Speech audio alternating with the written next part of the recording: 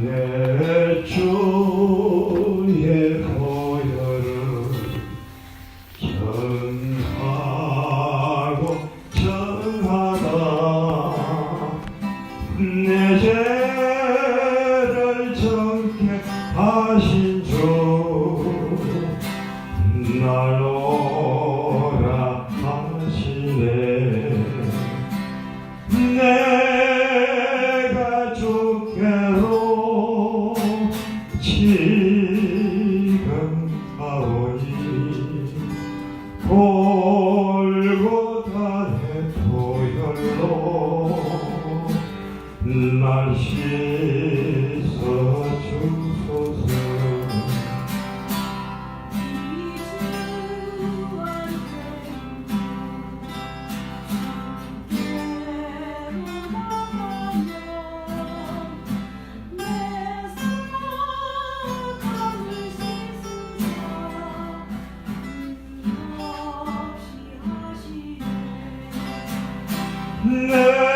내가 주께로 지금 가오니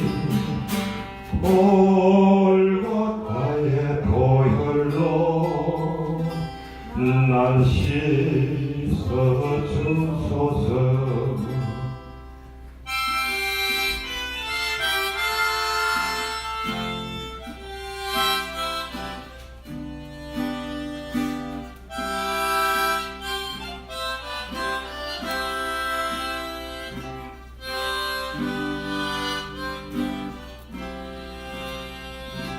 그 피가 마음속에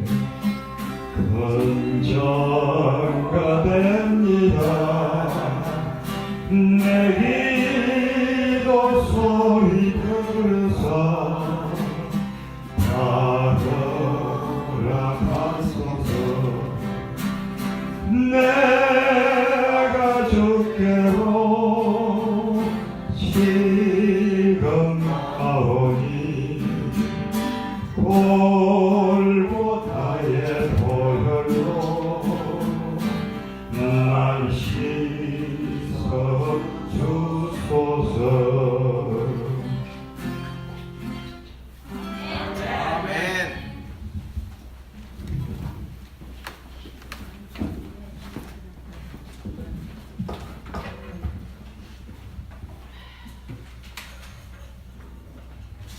찬양이 참 은혜롭지 않습니까? 정말 구주의 십자가의 보혈로 우리가 이 자리에 있다는 사실을 항상 잊지 않으시는 여러분 되셨으면 좋겠습니다. 지금 이 시간은 저희가 축복 기도하는 시간인데요. 특별히 요청하신 분들이 없어서 제가 요즘 여러분들이 사업이 어렵고 우리 교회 경제가 힘들다는 얘기를 계속 듣고 있습니다. 저희 교우님들도 그 사실은 마찬가지고요.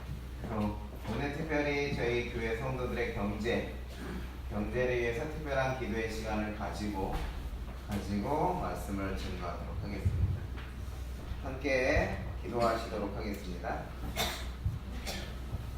사랑과 은혜가 풍성하신 하나님 아버지, 오늘 우리가 특별히 우리 부천 서북교회 성도들의 가정 경제를 위해서 기도드리기를 원하오니 하나님께서는 우리의 기도를 들으시고 우리 사랑하는 성도들의 가정을 풍족하게 축복하여 주시옵소서. 아멘.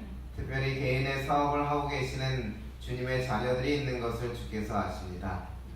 하나님, 야베스가 나의 지경을 넓히시고 복의 복을 더하여 달라고 기도하였던 것에 응답하셨던 것을 저희는 기억하고 이 시간 구합니다. 사랑하는 부천 서북교회 성도들의 사업하시는 모든 분들의 지경을 넓혀 주시고 복의 복을 더하여 주셔서 하나님의 축복을 충만히 내려 주시옵소서. 그리하여 하나님께는 영광이 되고 가정에는 기쁨이 될 수 있도록 주님 인도하여 주시옵소서. 하지만 주님, 잠언의 말씀처럼 나를 가난하게도 마옵시고 부하게도 마옵시고 오직 필요한 양식으로 나를 먹이시옵소서. 혹 내가 배불러서 하나님을 모른다 여호와가 누구냐 할까 하오며 혹 내가 가난하여 도둑질하고 내 하나님의 이름을 욕되게 할까 두려워함이니이다. 고백한 아굴의 자문처럼 하나님 가장 적절하게 우리들의 성도들의 가정을 채워주시고 무엇보다도 구하게 되는 일을 통하여서 하나님을 부정하는 일이 없도록 도와주시고 하나님을 모른다 하는 일이 없도록 주님께서 그 믿음을 붙들어 주시옵소서. 의인은 그 양식이 공급되고 그 물이 끊이지 아니하리라 약속하여 주셨사오니 하나님 우리 사랑하는 부천 서북교회 성도들에게 매일의 양식을 공급하여 주시고 하루하루 살아갈 수 있는 힘을 허락하여 주시옵소서. 무엇보다도 말라기서에 약속하신 11조의 약속을 하나님 허락하여 주시옵소서. 우리 사랑하는 성도들이 자신의 받은 소유를 잘 구분하여 11조를 드리고 있는 것을 주께서 아십니다. 이제는 하나님께서 말라기서에 나온 약속을 실행하실 차례입니다. 주께서 쌓을 것이 없도록 붙지 아니하나 보라고 말씀하셨사오니 우리 사랑하는 부천 서북교회 성도들의 가정 경제에 함께하여 주셔서 하나님의 축복을 충만히 허락하여 주시고 먹고 사는 것으로 인하여서 시험 당하지 않도록 주님 인도하여 주시옵소서. 너희는 먼저 그의 나라와 그의 의를 구하라. 그리하면 이 모든 것을 더하리라고 약속하신 예수 그리스도의 약속을 우리가 믿사오니 하나님 우리 사랑하는 성도들에게 하나님의 의를 구할 수 있는 마음을 허락하여 주시고 하나님의 그 크신 사랑을 배우는 것에 우선순위를 둠을 통하여서 우리의 먹고 사는 모든 문제가 하나님 안에서 해결되는 기쁨을 누릴 수 있도록 주님 은혜 내려 주시옵소서. 애굽에서 나와서 40년 동안 광야 생활을 할 때에 매일매일 만나를 내려주시고 그 신발이 닳거나 헤어지지 않도록 40년 동안 신을 수 있도록 만들어주셨던 그 하나님의 위대하신 능력을 믿사오매 2018년 우리 사랑하는 성도들을 축복하여 주시옵소서. 위대하신 하나님께서 우리와 함께하여 주시고 우리의 모든 염려를 들으시고 인도하여 주실 것을 믿고 감사드리오며 우리를 사랑하시는 예수 그리스도의 이름으로 축원하옵나이다. 아멘.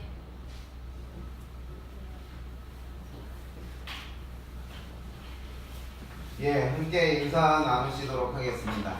옆에 계신 분의 손을 이렇게 잡아보실까요? 저는 여러분들과 2주 만에 이렇게 말씀을 나눈 것 같습니다. 인사하겠습니다. 손을 대면서 함께 하늘에 갑시다. 함께 하늘에 갑시다. 이렇게 인사하시면 미소가 항상 가득하세요. 너무 보기 좋습니다.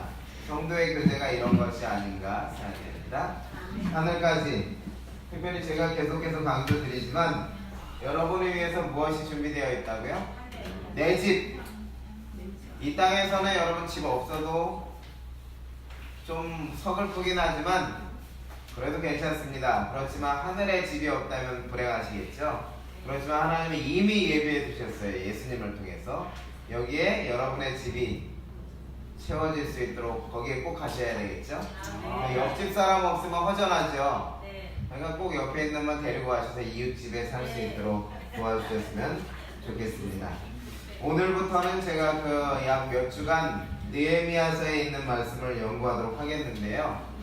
제가 느헤미야서의 말씀 묵상을 계속해서 하고 있고 느헤미야서를 연구하고 있기 때문에 그 연구할 때마다 아침 말씀 묵상으로 이렇게 음성 메시지를 보내는데요. 그것에 대한 더 자세한 것이라고 할 수 있겠습니다. 그래서 느헤미야서를 통해서 몇 주간 은혜를 나누는 시간들을 갖도록 하겠습니다. 그래서 오늘은 특별히 느헤미야 1장의 말씀으로 은혜를 나누도록 하겠습니다. 저와 함께 느헤미야 1장의 말씀을 교독해 보시도록 하겠습니다. 느헤미야 1장입니다. 여러분들께서 짝수절에 읽어주시기 바랍니다. 읽겠습니다. 하가랴의 아들 느헤미야의 말이라. 아닥사스 땅 제20년 기슬로월에 내가 수산 궁에 있더니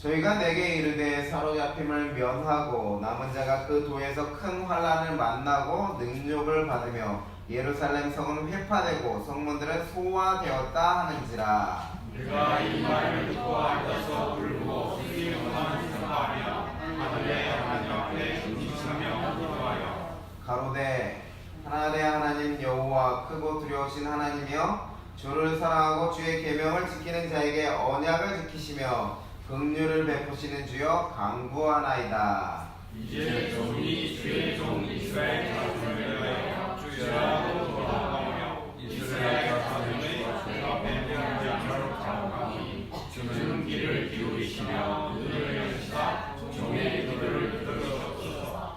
나와 나의 아들이 되는 자여 주를 향하여 심히 악을 행하여 주의 종 모세에게 주께서 명하신 계명과 율례와 규례를 지키지 아니하였나이다. 예전에 주께서 주의 종 모세에게 명하여 가라사대 만일 너희가 범죄하면 내가 너희를 혈연 중에 할 것이요 만일 내게로 돌아와서 내 계명을 지켜 행하면 너희 쫓긴 자가 하늘 끝에 있을지라도 내가 거기서부터 모아 내 이름을 두려고 택한 곳에 돌아오게 하리라 하신 말씀을 이제 청컨대 기억하옵소서.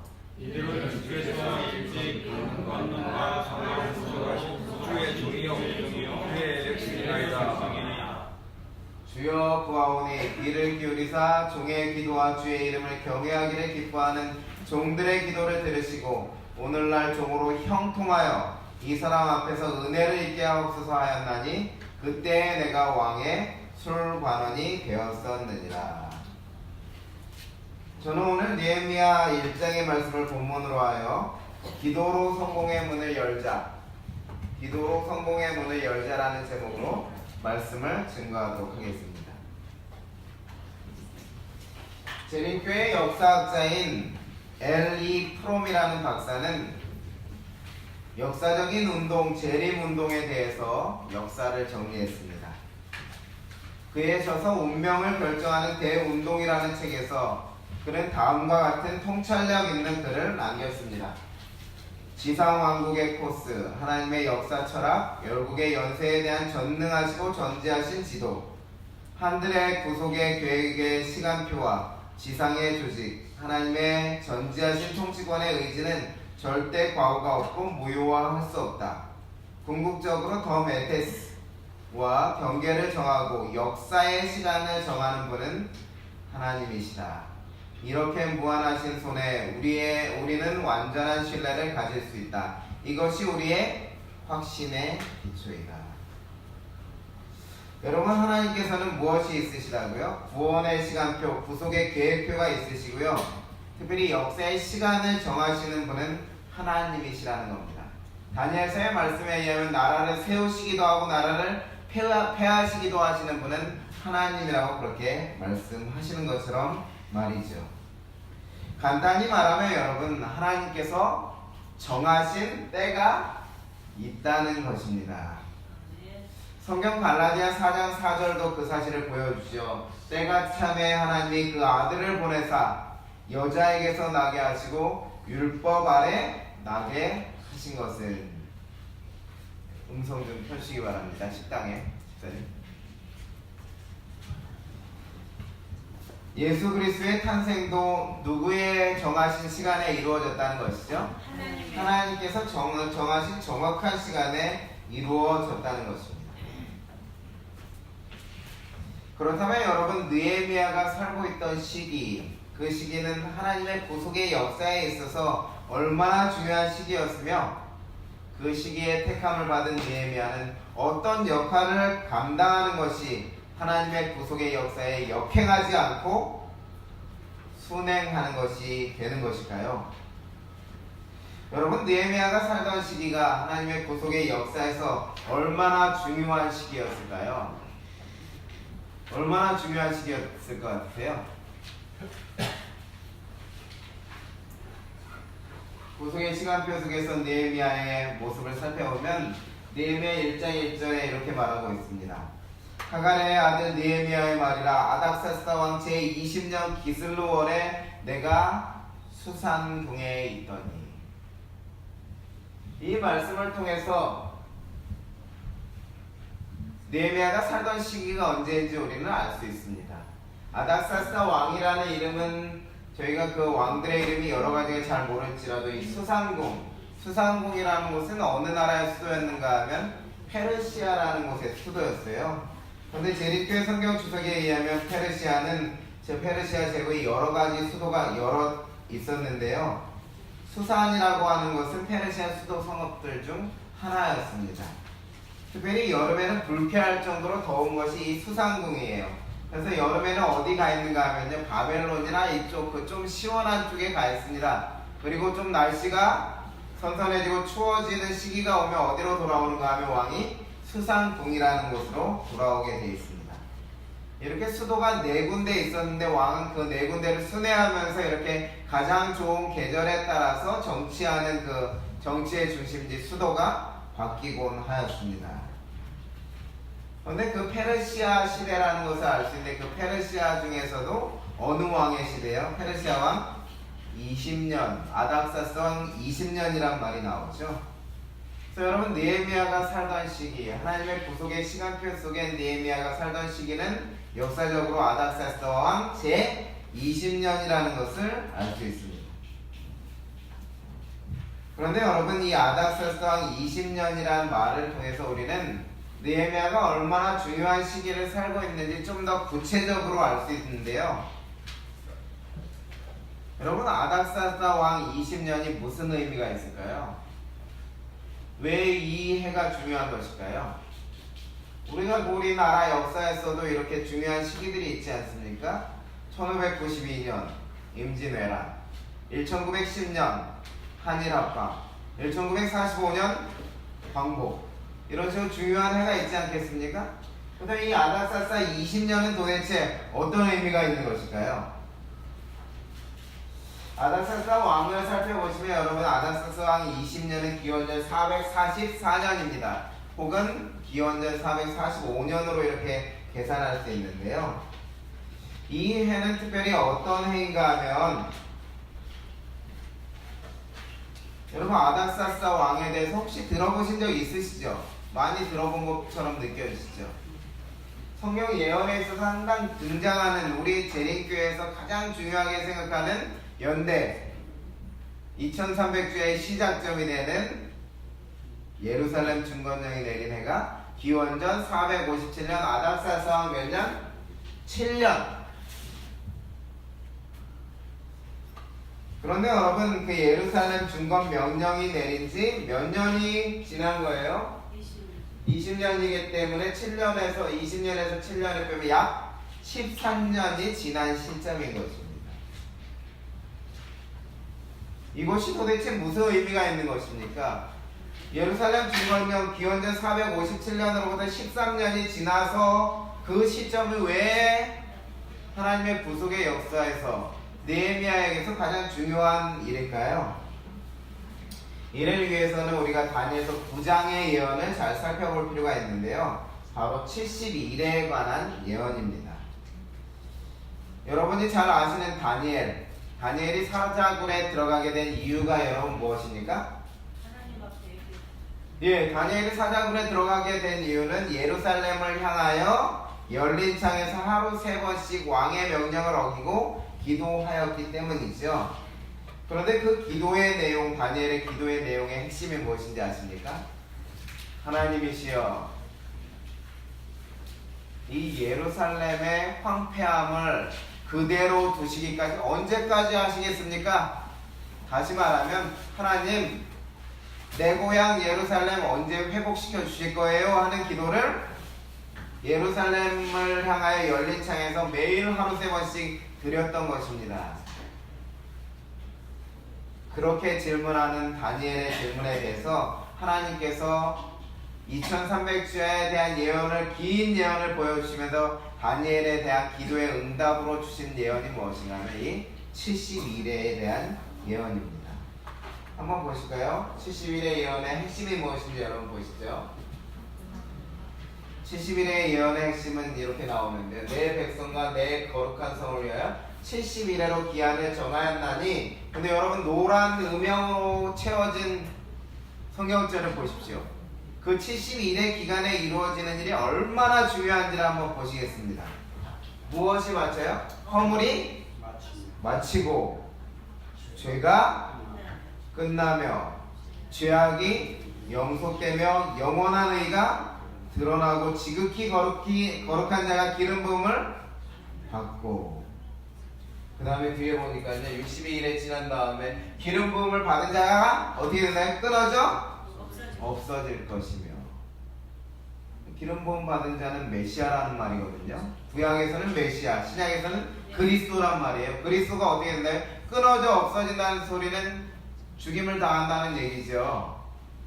그러니 이 70일의 예언의 핵심이 무엇입니까?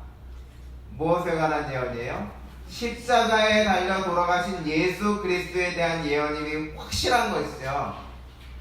죄악이 영원히 사해지는 그 예언. 이 예언이 없다면, 이루어지지 않는다면 여러분의 이 자리에 있을 수 없는 것입니다. 왜요? 그리스도의 죽으심이 없는데 우리가 어떻게 이 자리에 있겠습니까? 그런데 그것을 시작하는 시점이 있어야 될 거 아니에요. 예수님의 죽으심에 대한 예언이 성취되는 시작 포인트. 모든 것은 출발이 없으면 마침이 없지 않습니까? 알파가 없으면 오메가가 없는 것처럼 A가 없으면 Z가 없죠. 출발인 A가 있어야 되는 것인데 그 시작점이 무엇이라고요? 예루살렘을 중건하라는 영이 날 때부터라는 것입니다.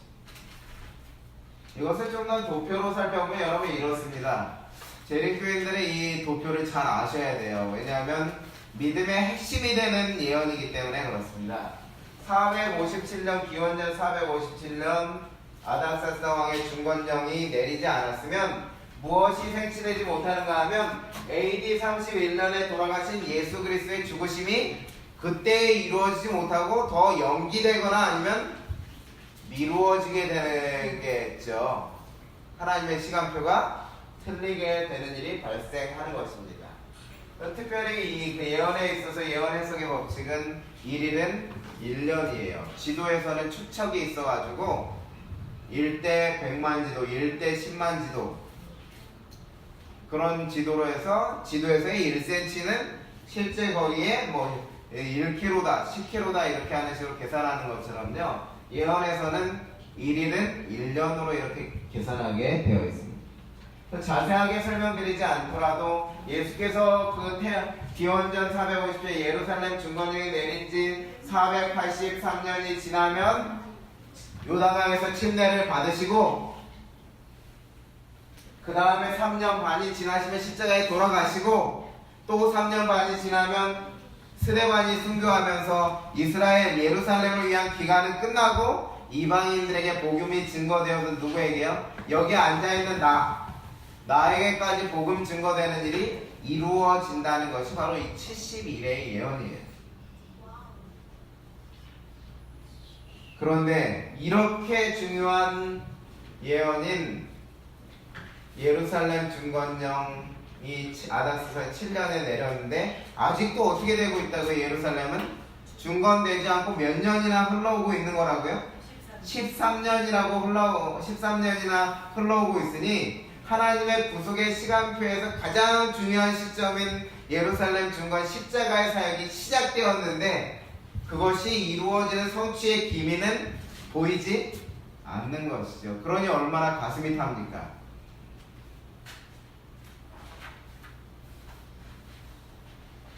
그래서 느헤미야가 얼마나 중요한 시기에 서 있었냐면요, 여러분, 십자가 예언 성취의 시작 시점에 서 있는 느헤미야입니다.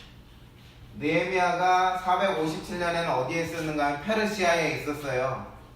그때는 누가 역할을 감당했는가 하면 에스라가 조서를 받아가지고 457년 예루살렘 중건을 위해 갔어요. 근데 에스라가 중간에 왕이 불러가지고 바벨론으로 돌아갔거든요. 그러니까 에스라가 돌아가니까 그 일을 계속해서 이어갈 사람이 없어진 거예요. 그러니까 누가 가야 되죠? 사람이 필요한 거죠.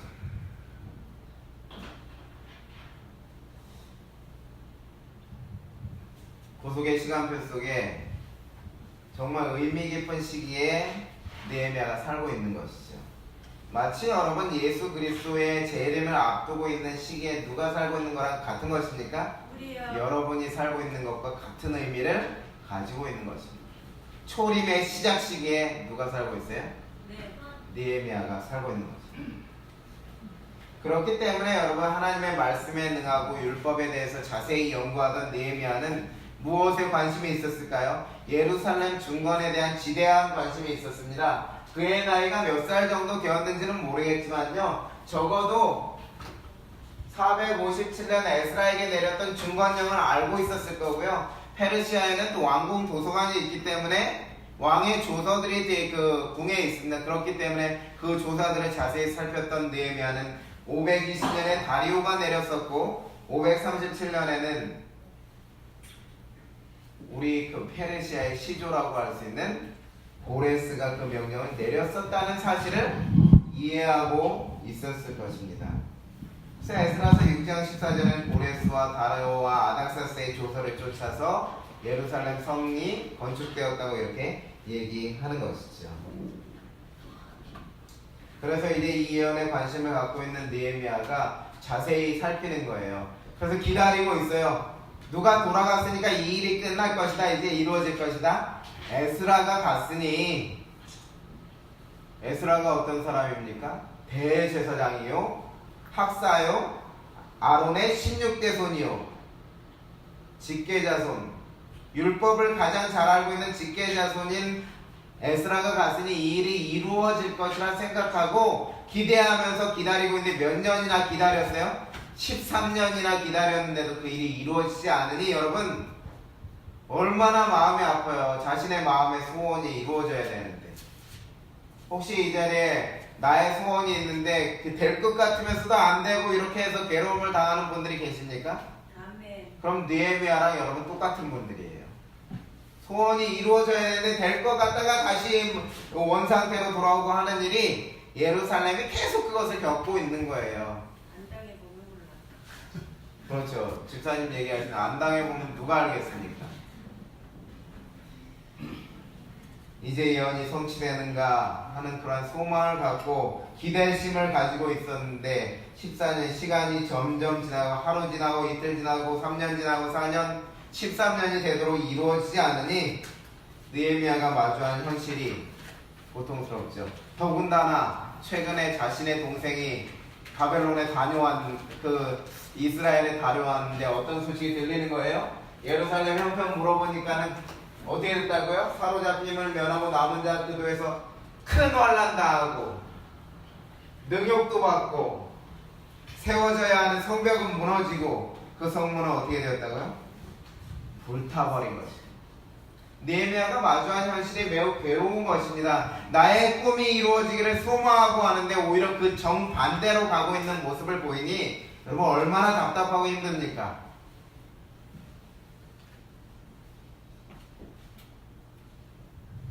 조금 해보려고 하면 멈추어지고 또 해보려고 하면 멈추어지고 93년간 몇 년간이에요 여러분? 여러분 몇 년 그렇게 하셨어요? 혹시 괴로우시면 2, 3년? 5년 그렇게 하셨습니까? 근데 예루살렘 몇 년 동안 그랬다고요? 93년 동안 93년 동안 될 것 같으면서 계속 하는데 얼마나 답답해요.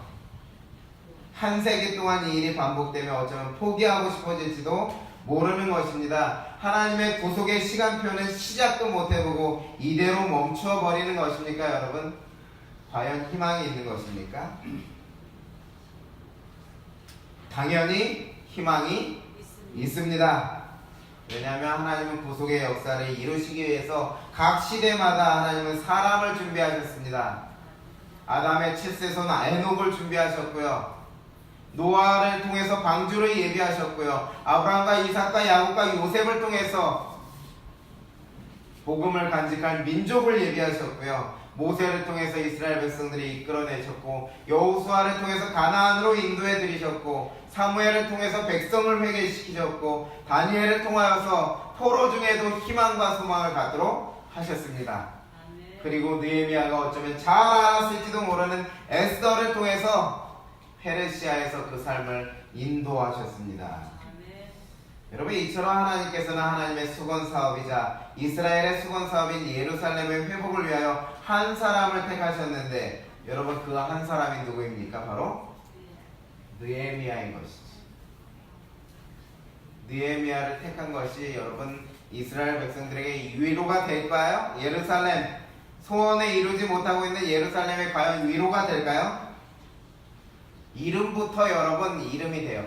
야, 느헤미야가 온대. 그럼 그 이름만 들어도 위로가 되는데요. 왜 위로가 되는가 하면 이름의 뜻이 이래요. 여러분 들어보세요. 여호와께서 어떻게 하셨다고요? 위로하셨다. 신약성에 바나바라는 사람이 이름의 뜻이 무엇입니까? 안위자, 권위자, 위로하는 사람의 뜻이잖아요. 그래서 바나바가 오기만 하면 야, 저 사람이 나에게 무슨 위로를 줄까 이렇게 기대하고 소망하고 마침 그대로 하나님의 뜻에 위로를 받아요. 신약에서는요. 근데 구약에서는 누가 있다는 거죠? 여기 느헤미야가 있다는 거예요. 여호와께서 위로하셨다. 예루살렘의 회복에 대한 지대한 관심을 가지고 있는 사람을 준비시키셔서 환란으로 인하여 지친 백성들에게 위로와 소망을 주신 것입니다. 저는 2018년 경제도 어렵고 살기도 힘든 이 시대에 하나님께서 여러분을 위한 느헤미야들을 준비해 주셨으면 좋겠습니다. 여호와께서 위로하셨다 하는 그 마음을 가질 수 있도록 하나님께서 사람들을 보내주시기를 원합니다. 과연 여러분 예루살렘의 중건에 거듭 실패한 이스라엘 백성에게 과연 느헤미야는 위로자가 되기에 충분한 사람이었는가?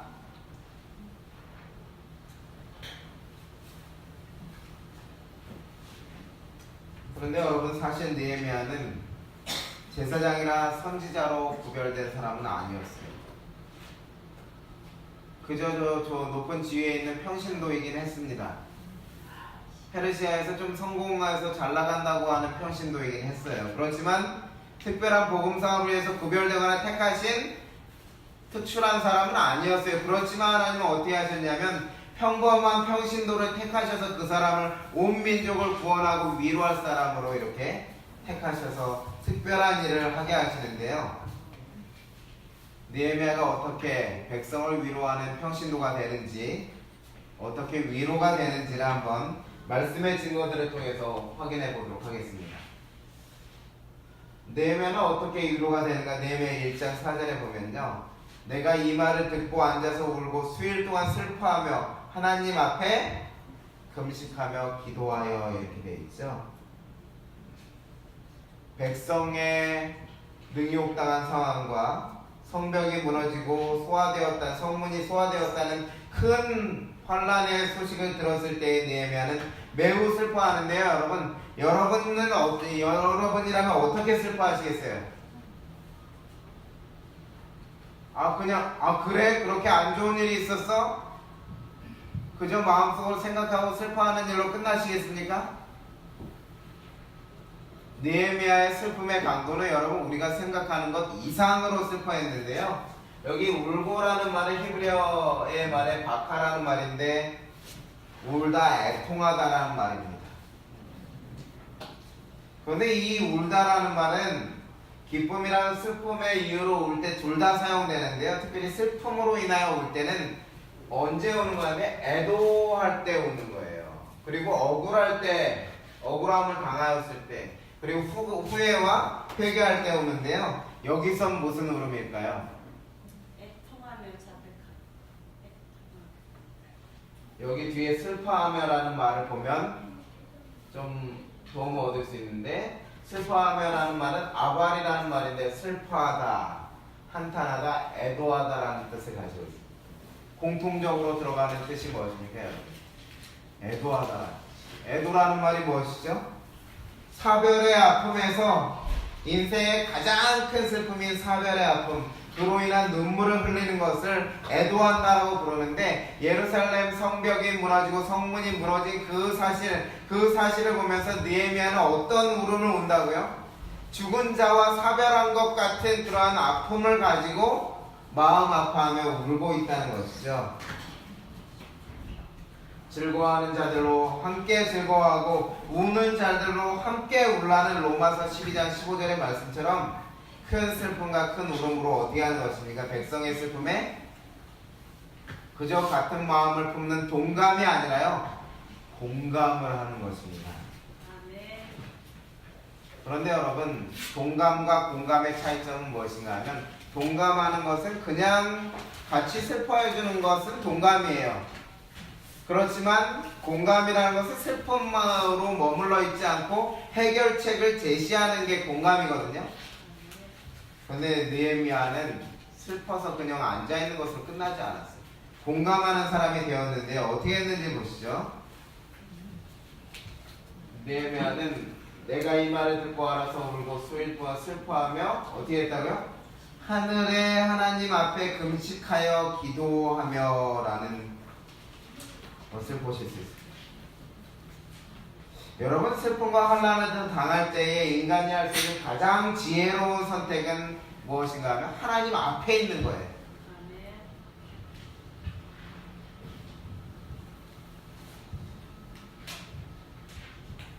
여러분, 히스기야 아시죠? 히스기야 왕. 네. 히스기야 왕이 고난과 어려움과 모욕을 당하고 능욕을 당할 때 히스기야 왕은 항상 어떻게 하였습니까? 벽에 대고 기도했어요. 아시리아 왕이 쳐들어와서 편지를 보내서 위협하는 그 편지를 들고 가서 하나님의 성전 앞에 펼쳐놓고 하나님 앞에 머물러 있습니다. 중백에 걸려서 너 죽을 수밖에 없다 그렇게 하니까 가장 용한 의원 불러서 치료받지 않고 바로 벽으로 돌아서서 자신의 죄를 회개하면서 하나님께 어떻게 해요? 내가 지금 죽으면 안 된다고, 이 나라를 위해서 할 일이 있는데 하나님 나의 선한 행위들을 기억하시고 나를 살려달라고 하나님 앞에 있는 시간을 갖습니다. 여러분, 슬픔과 환난을 당한 사람이 발휘할 수 있는 가장 큰 지혜는 무엇인가 하면 가장 먼저 누구 앞에 머물러 있는 것이죠? 하나님 앞에 머물러 있는 것입니다. 그래서 하나님의 사자 엘렌 주하에서 이렇게 권면하셨어요. 우리는 모두 다 하나님께 가까이 나아갈 필요가 있다. 언제요? 슬픔과 환난과 어려움을 당할 때. 우리는 고난과 환난을 당하고 마음에 상처를 입으면 교회에서 멀어져 가려고 그러고 오히려 하나님으로부터 멀리 하려고 그래요. 어떻게 교회 사람들이 나에게 상처를 주고 이렇게 이런 말들을 할 수 있어? 어떻게 내가 이렇게 하나님이 계시면 이렇게 할 수 있어? 하는 마음으로 하나님으로부터 멀어져 가려고 하는 것이 사람의 죄악된 특성입니다. 그러나 여러분, 그것은 사단이 여러분을 넘어뜨리기 위해서 그 마음을 자꾸 자극하는 것이니까요. 여러분, 그 사실에 자극받지 마시고요. 오히려 그런 힘든 마음이 생기실 때마다 무슨 습관을 들이시자고요? 여호와 앞에 와 있는 습관을, 하나님 앞에 와 있는 습관을 들이자는 것입니다. 그렇기 때문에 우리에게 권면하시는 거예요. 우리는 다 하나님께 가까이 나아갈 필요가 있다. 느헤미야는 슬픔과 환난을 당할 때 하나님 앞에 가까이 나아가서 어떻게 합니까? 기도하는 거죠. 답답하고 힘든데 어떻게 해요? 그것을 하나님께 아뢰야죠. 예루살렘을 위한 중보의 기도를 시작하는데 그가들이 간절한 기도는 우리가 어떻게 기도하면 하나님께서 우리를 도와주실지에 대한 것을 분명하게 보여주는 것처럼 보여지는데요. 그 기도를 한번 보시겠습니다. 첫 번째 어떻게 하는가 하면 느헤미야는 어떻게 하는가 하면 하나님을 부르는 일을 합니다. 그런데 어떻게 부르는가 하면 여러분, 그저 하나님 이렇게 부르셔도 하나님은 들으시겠죠. 그렇지만 느헤미야는 하나님이 반드시 응답해 주실 수 있다는 믿음을 가지고 하는 부름을 하는데요. 자신의 기도할 내용과 관련하여서 하나님이 어떤 분이신지를 생각하고 하나님을 부릅니다. 보세요. 하나님이 어떤 분이시냐? 언약을 지키시고 긍휼을 베푸시는 자요. 강구하나요.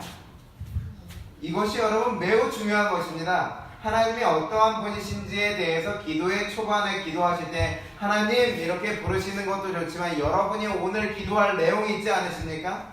만약에 나의 질병을 위해서 기도하신다면 야훼 로페 하나님, 치료자 하나님, 이렇게 하나님에 대한 내가 기도하는 대상에 대한 무엇을 나타내는 것이라고요? 믿음을 나타내는 것이 하나님을 부르는 명칭이에요.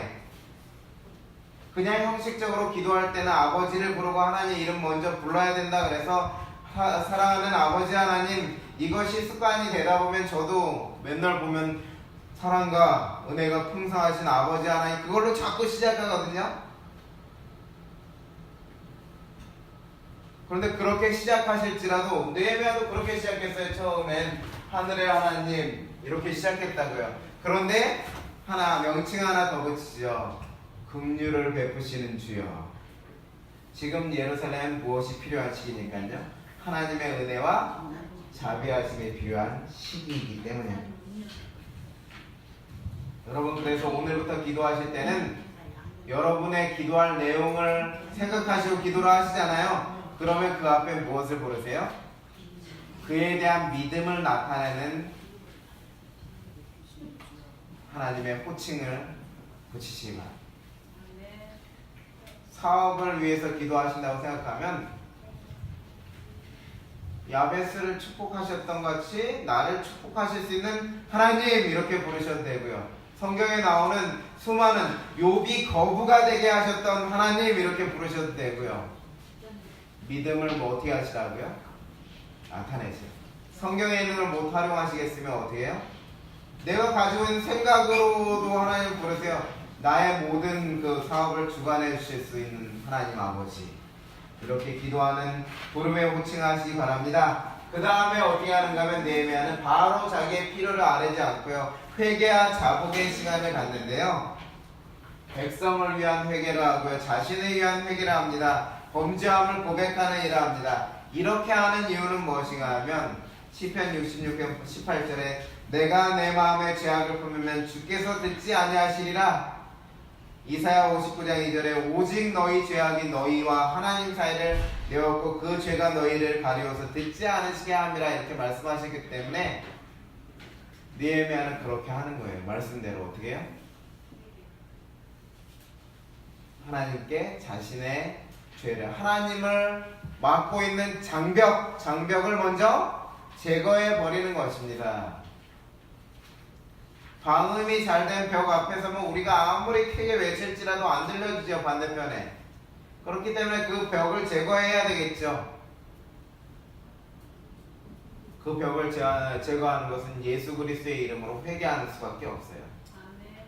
왜냐하면 예수님께서 에베소에 말씀하시기를 막힌 담을 헐으셨다고 말씀하신 거예요. 그래서 여러분, 형식적인 회개가 아닌 진정한 회개를 드린 다음에 하는데요, 세 번째 느헤미야는 자신의 필요를 말할 것 같잖아요. 그런데 그렇게 하지 않고 먼저 무엇을 하는가 하면 약속을 주장하는 겁니다. 이것을 하는 이유는 무엇인가 하면요, 하나님이 들으실 수밖에 없도록 하는 거예요. 누가 약속했으니까요? 누구에게 약속을 기억시키는 거예요? 하나님께 약속. 이미 알고 계시지만, 부모도 자식에게 약속하면 이미 알고 있을지라도 자식이 자꾸 이렇게 보채고 그러면 어떻게 해요? 빨리 해줄 수밖에 없어요. 저희 동호가 1월 초에 저희 버킷리스트, 가족 버킷리스트를 작성했는데 거기에 이제 핸드폰 모형 만들기를 이렇게 있었단 말이죠. 그런데 3일이 멀다 하고 저한테 아빠 핸드폰 모형 설교 준비하고 있는데도 와서 아빠 핸드폰 모형 언제 만들 거야? 라는 것을 계속 얘기하는 거예요. 결국은 제가 이번 주에 주문해가지고 어제 만들어줬어요. 같이 만들었어요. 제가 그것을 기억하고 있을지라도 아들이 자꾸 여러 번 말해서 상기를 시키니, 약속을 기억시키니까 제가 생각했던 거 한 3, 4월 가면 해야 되겠다 그렇게 생각하고 있었는데, 훨씬 더 빠른 시간에 이렇게 그 약속이 이루어지도록 해줄 수밖에 없더라고. 그 마음이, 야, 얘가 이렇게 간절하게 찾는데 해줘야지. 약속을 주장함의 중요성은 여러분, 하나님께서 응답하는 시기가 더욱 우리에게 일찍 올 수 있습니다. 그냥 기다리면 하나님 적절하신 때에 이렇게 주실 수 있지만, 여러분이 주장하시면 더 빨리 올 수 있다는 사실을 기억하셔요. 기도라는 것이 있는 이유가, 성경에 약속을 주신 이유가 이렇기 때문입니다. 특별히 레위기서 26장 40절로 42절의 말씀을 주장하는 거예요. 느헤미야는 하나님 레위기서에 약속하지 않았습니까? 하늘 끝에 가서 거할지라도 돌아오게 하신다고 하시고 예루살렘 세워주신다고 하셨는데 꼭 그렇게 하셔야 됩니다. 이렇게 기도를 하는 것이죠.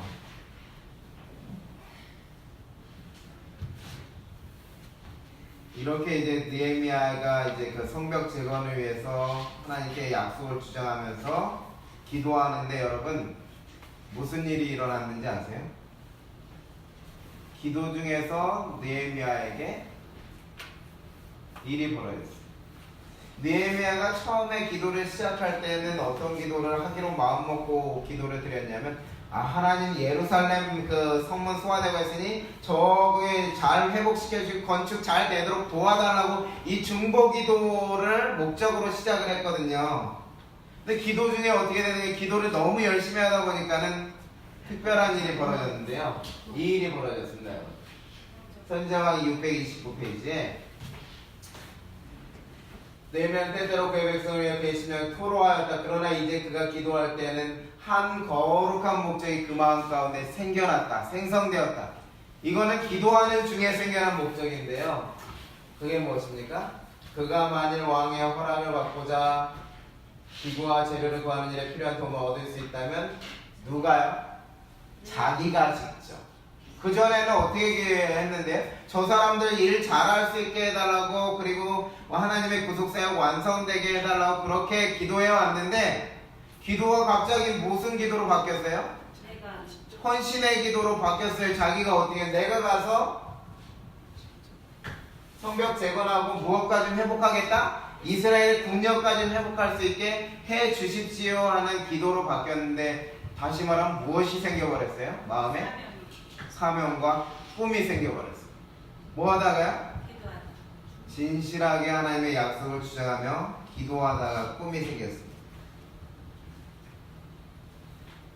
감동적인 결심이 생겨난 것이죠. 그때 여러분 기도가 어떻게 마무리된지 아십니까? 새로운 꿈을 가지게 된 느헤미야의 기도가 어떻게 마무리되는지 보시면 느헤미야 1장 11절에 보세요. 주여 구하오니 귀를 기울이사 종의 기도와 주의 이름을 경외하기를 기뻐하는 종들의 기도를 들으시고 어떻게 해달라고 오늘날 종으로 형통하여 이 사람 앞에서 은혜를 입게 하옵소서 이렇게 하였죠. 자신의 꿈이 생겨나면서 자신의 꿈을 위하여 기도하는데 특별히 혼자 기도하지 않고 개인 기도만 하지 않고요. 이제 기도가 더 커져버렸어요. 어떻게 해요? 종들의 기도, 영합 기도로 이렇게 커져버렸어요. 무엇을 위해서 자신의 기도를 드리고 있다고요? 기도 중에 생겨난 그 거룩한 꿈을 위해서 기도하고 있고요. 그 꿈을 가지고 나만의 꿈이 아니라 누가요? 같이 함께 기도를 요청하고 기도하는 것으로 기도를 드린다는 것이죠. 근데 기도의 내용을 정리하면 간단하게 정리할 수 있습니다, 여러분. 느헤미야에 생긴 기도 제목을 보시면 오늘날 종으로 형통하여 이 사람 앞에서 은혜를 있게 하옵소서 이렇게 돼 있죠.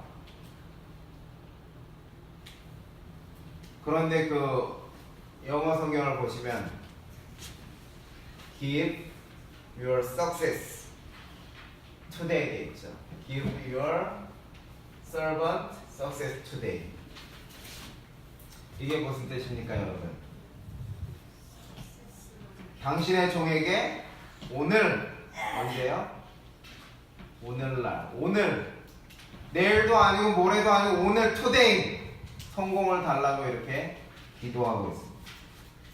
다시 이것을 간단하게 말하면 여러분 무슨 말인가 하면 하나님 나 꼭 성공해야 됩니다 이렇게 기도하는 거예요. 나 꼭 성공해야 돼요 하나님. 아멘. 여러분 이런 기도 드리세요? 네. 드리셔야 됩니다. 누구도 드렸으니까요. 느헤미야. 느헤미야도 드렸어요. 하나님 나 꼭 성공하게 해주십시오. 꼭 성공해야 됩니다. 그러니 왕 앞에서 은혜를 있게 해주십시오. 내가 예루살렘 성벽 재건하려면 하나님 나 성공해야 되니까 꼭 하나님 나 이렇게 성공하게 해주십시오 하고 기도를 하는 것이죠. 아멘.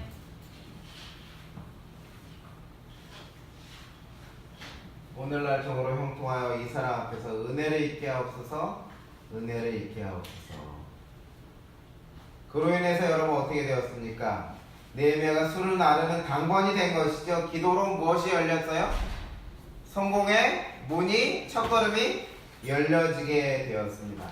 꿈을 향한 첫 발자국을 무엇으로 내디딜 수 있게 되었냐면 기도로 인하여서 그 성공의 문이 시작되게 된 것을 보실 수가 있습니다. 오늘 말씀을 요약해보면 이렇습니다. 시간이 많이 지났기 때문에 요약하겠습니다. 예루살렘 중건형 구속사역의 절정이 십자가 예언의 시작됨이 되는 중요한 명령이고, 그때를 위하여 누가 살고 있었다고요? 느헤미야가 살고 있었고요. 그 하나님은 환난에 지친 백성을 위하여 느헤미야, 여호와께서 위로하신다 라는 뜻을 가진 느헤미야를 준비시키셨습니다. 백성의 아픔을 공감하는 자였고, 백성을 위해서 금식하며 간절히 기도하는 자를 준비시키셨죠. 특별히 기도라고 하는 것은 환난과 슬픔 앞에서 할 수 있는 가장 지혜로운 선택이 기도라는 것을 말씀드렸습니다. 그 다섯 번째는 기도를 위하여 하나님을 부르고, 하나님을 부른다는 것은 하나님에 대한 믿음을 고백하고 하나님과의 장애물인 죄를 자복과 회개를 통해서 제거하고 성경의 약속을 주장하면서 나의 소원을 주장하는 것이죠. 그런 가운데 느헤미야는 기도 가운데 하나님을 향한 꿈이 생겼고요. 그 꿈을 이루기 위하여 개인 기도와 연합 기도를 이렇게 하였습니다. 그때 마지막으로 뭐라고 기도드렸다고요? 하나님, 나 왕 앞에서 꼭 성공해야 되겠습니다. 나를 꼭 성공하게 해주십시오 하고 기도를 드렸을 때 그 간절한 기도가 어떻게 된 것이죠? 응답이 되었습니다. 여러분, 그래서 저는 2018년 이미 시작된 지 한 달이 지났지만 음력으로 하면 다시 시작돼야 되겠죠? 음력이 있어서 좋습니다. 2018년이 또다시 시작하실 수 있는데요, 그 시작을 여러분 기도로 열으셨으면 좋겠습니다. 기도로 여러분의 성공의 문을 한번 열어보시기 바랍니다. 2018년 여러분은 어떤 꿈을 가지고 계십니까? 특별히 하나님을 위하여, 하나님의 교회를 위하여 어떤 거룩한 결심을 가지고 계십니까? 여러분, 그냥 기도하실 때 여러분의 사업을 위해서 기도하지 마시고요, 하나님의 교회에 내가 이 일을 하기 위해서, 봉사하기 위해서는 내 이 사업이 잘 돼야 되니까 하나님 나 성공하게 해달라고 기도하십시오. 아멘. 그게 여러분 확실한 기도예요. 성공을 보장하는 확실한 기도입니다. 우리의 삶이 누구에게로요? 하나님께로 향해 있다는 것을 보여주는 것이기 때문입니다. 그 결심을 가지고 여러분 하나님 앞으로 나아가십시다. 전능하신 자의 무한한 자원을 쌓아둔 하늘 창고를 여는 믿는 자의 수중에 있는 열쇠라고 불리는 이 기도를 여러분 꼭 사용하셔서 2018년 하나님께서 여러분을 위해 예비해 놓으신 성공의 문을 열어 젖히게 되시기를 바라면서 말씀을 드리겠습니다. 아멘.